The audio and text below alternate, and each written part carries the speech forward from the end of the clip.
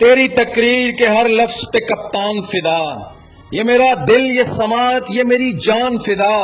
تیرے ہم اثروں کو دکھتی ہے فقط اپنی ہی ذات، تو نے اس قوم کی خاطر یہ دیے 11 نکات، تیرے لہجے میں ہے سچائی اور اخلاص بھی ہے، تجھ کو اس قوم کی محرومی کا احساس بھی ہے۔ سب سے پہلے یہ جو تعلیم کا سوچا تو نے،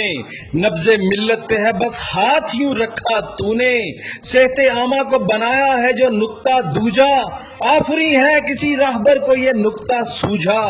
ٹیکس کا سارا نظام ظلم پہ مبنی ہے یہاں، اس میں اصلاح کی بس تو نہیں سوچی ہے یہاں، ملکی دولت پہ ہمیشہ ہی یہاں گھات لگی، اس کو روکے گا تو ہی دل کو تیری بات لگی، سرمایہ کاری کو تو دے گا میرے کپتان فروغ، اس سے پھولے گی معیشت ہے نہیں اس میں دروغ، ہائے افسوس ہیں بیکار پڑھے لکھے جوان، تیرے منشور سے پائیں گے وہ سب کام یہاں، ملک میں سیر و سیاحت کی ترقی ہوگی جس سے آباد یہاں لوگوں کی روزی ہوگی،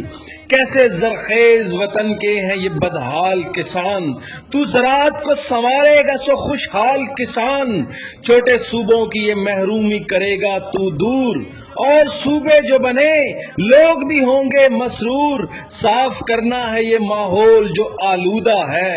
اس کی دھرتی پہ بڑھانا ہمیں اب سبزہ ہے، عدل و انصاف کا محور ہوں ادارے سبھی،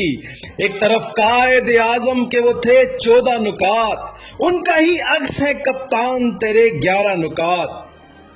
تیری مخلوق کی خدمت ہے گواہی دیتی، شوکت خانم کے ادارے وہ نمل یونیورسٹی، اپنا یہ خواب تو سچ کر کے دکھا دے گا انہیں، اپنے منشور سے ایک قوم بنا دے گا انہیں، ہے دعا رب سے کہ اب قوم میری جاگ اٹھے، بارہا ان کو چنا اب کی دفعہ تجھ کو چنے، اب کی دفعہ تجھ کو چنے۔